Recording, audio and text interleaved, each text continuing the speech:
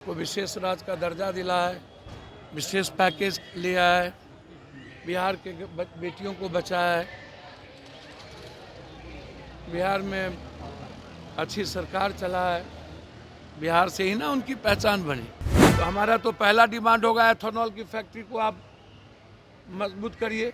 दूसरा डिमांड होगा कि आप से बड़ा भरोसा है 13 करोड़ लोगों को विशेष राज दिला पाएंगे, विशेष पैकेज दे पाइएगा कोसी सीमांचल। ये चोर उचक्का जिसका कोई लेना देना नहीं, सनातन का कुछ पता नहीं, 300 करोड़ का एक ठो बाबा अभी शादी किया है राजस्थान में। ऐसा भारत को कर्मवादी बनने दो ना, कृष्णवादी बनने दो, शिववादी बनने दो, गुरु नानक के पद पे चलने दो, बुद्ध के पद पे चलने दो।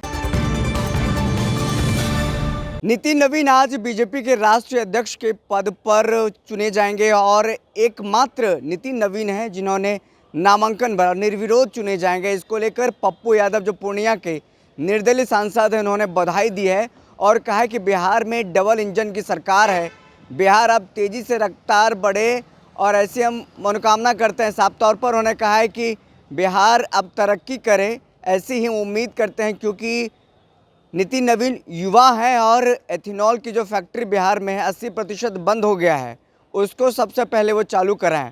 बिहार के लोग पलायन करके दूसरे राज्यों में काम करने के लिए जाते हैं, उस पलायन को रोके और मेडिकल माफिया और जो भू माफिया हैं उस पर कंट्रोल हो और साथ ही साथ बिहार में जो लॉ एंड ऑर्डर की समस्या उत्पन्न हो गई है उस पर भी कंट्रोल किया जाए। साफ तौर पर जिस तरीके से नितिन नवीन आज राष्ट्रीय अध्यक्ष चुने जाएंगे बीजेपी के, इस पर बधाई देते हुए क्या कुछ कहते नजर आ रहे हैं पप्पू यादव। सबसे पहले उनका बयान सुनिए। तो अच्छी बात है, अच्छा करे, युवा हैं, बिहार को विशेष राज्य का दर्जा दिला है, विशेष पैकेज लिया है, बिहार के बेटियों को बचाया है, बिहार में अच्छी सरकार चला है, बिहार से ही ना उनकी पहचान बनी। तो अब तो उन्हीं को अच्छा करना है। हम तो बधाई देंगे नितिन जी को कि एथेनॉल की कंपनी 80% बंद हो गई, तो एथेनॉल की कंपनी को आप बचा लीजिए। पहला रिक्वेस्ट यही करेंगे हम। 80% एथेनॉल बंद हो गया तो कितने लाख लोग बेघर हो गए और मक्का की खेती तो और गेहूं की खेती तो बर्बाद हो गई हमारी। हम जो 150-200 करोड़ रुपया लिए वो गया। तो हमारा तो पहला डिमांड होगा एथेनॉल की फैक्ट्री को आप मजबूत करिए। दूसरा डिमांड होगा कि आप से बड़ा भरोसा है 13 करोड़ लोगों को विशेष राज दिला पाएंगे, विशेष पैकेज दे पाइएगा कोसी सीमांचल। तीसरा भरोसा हमको है कि आप बिहार के लॉ एंड ऑर्डर जो बेटी सुरक्षित नहीं है, आप एक अच्छी सरकार दीजिए। और चौथा जो हमारी उम्मीद है भ्रष्टाचार से मुक्ति दिलाइए। पांचवा है ये जो एजुकेशन और मेडिकल माफिया आम आदमी की ज़िंदगी तबाह कर रही है उसको बचा लीजिए। और छठा है पलायन को आप रोक लीजिए, जो गरीब और मजदूर का पलायन है इसको आप रोक लीजिए। तभी ना आप सार्थक होइएगा, तभी ना लगेगा कि बिहार में बीजेपी की आप अध्यक्ष बने, डबल इंजन की सरकार है, बेटी सुरक्षित नहीं है। तो आपकी सार्थकता तब होगी। पहला आपके लिए चैलेंज है एथेनॉल की फैक्ट्री, लॉ एंड ऑर्डर और विशेष राज्य। सर, राहुल गांधी जी ने कहा है कि बीजेपी और आरएसएस जबरदस्ती लोगों का बात मनवाने के लिए करते हैं काम, हम लोग जो है डायरेक्ट लोगों से मिलते हैं। भैया ये तो सुप्रीम कोर्ट भी कह चुकी है। और जहाँ जहाँ चुनाव होता है वहाँ ईडी सीबीआई चुनाव आयोग को आप डराते रहते हो। इनको ममता बनर्जी मिला है, ठीक मिला, जैसे को तैसा, टिट फॉर टैट, अपना अपना सुपर पावर। तो इनको ममता बनर्जी के लायक ही आदमी चाहिए।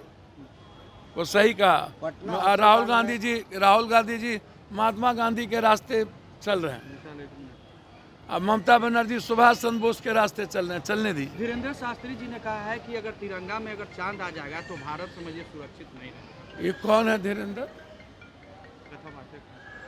जी? कथावाचक। अब चोरों उचक्का को कथावाचक बना रहे हो, ओशो है क्या? आचार्य राम मूर्ति हैं क्या? वो जो बाबा हैं हमारे बहुत प्यारे, हंसते हैं बहुत, परमानंद, क्या नाम है? परमानंद जी, ऐसे बाबा की इज्जत करो। ये चोर उचक्का जिसका कोई लेना देना नहीं, सनातन का कुछ पता नहीं, 300 करोड़ का एक ठो बाबा अभी शादी किया है राजस्थान में। ऐसा भारत को कर्मवादी बनने दो ना, कृष्णवादी बनने दो, शिववादी बनने दो, गुरु नानक के पद पे चलने दो, बुद्ध के पद पे चलने दो, अम्बेडकरवादी बनने दो। भारत को ही ढोंगीवादी क्यों बना रहे हो भाई आप लोग? तो आप सुन रहे थे पूर्णिया के सांसद निर्दलीय तौर पर पप्पू यादव को। पप्पू यादव इन दिनों आक्रामक मूड में नजर आ रहे हैं। दरअसल जिस तरीके से बिहार में लॉ एंड ऑर्डर की समस्या बढ़ती जा रही है और आए दिन पटना के हॉस्टल से जो खबरें आ रही है, बेटियां बिहार में सुरक्षित नहीं हैं, पटना राजधानी कहलाती है वो सुरक्षित नहीं है, उसमें बेटियां सुरक्षित नहीं हैं, तो फिर काहे का सुशासन की सरकार और फिर जनता का राज, इस पर भी सवाल खड़े होते हैं। जिस तरीके से बीते दिनों पटना के कंकड़बाग स्थित शंभू हॉस्टल में मामला सामने आया और फिर एक और हॉस्टल का मामला सामने आया एग्जीबिशन रोड में, और उसके बाद पप्पू यादव निरीक्षण करने पहुंचे थे और अब वो दिल्ली के लिए रवाना हो रहे हैं। दिल्ली रवाना होने से पहले मीडिया से बातचीत करते हुए तमाम चीज़ों पर उन्होंने प्रकाश डाला है और साफ तौर पर कहा है कि नीति नवीन राष्ट्रीय अध्यक्ष बन रहे हैं तो बधाई है उनको, युवा हैं वो, और बिहार में जो एथेनॉल की फैक्ट्री है 80% बंद हो गई है, उसको चालू कराने का पहले काम करें, और साथ ही साथ बिहार में जो लॉ एंड ऑर्डर की समस्या बनती जा रही है उसको ठीक करें, और साफ तौर पर बिहार के लोग जो पलायन कर रहे हैं उसको भी ठीक किया जाए। तमाम चीज़ों को लेकर क्या कुछ कहते नज़र आ रहे हैं आपने सुना। तमाम खबरों के लिए बने रहें, देखते रहें दर्श न्यूज़। बहुत बहुत शुक्रिया।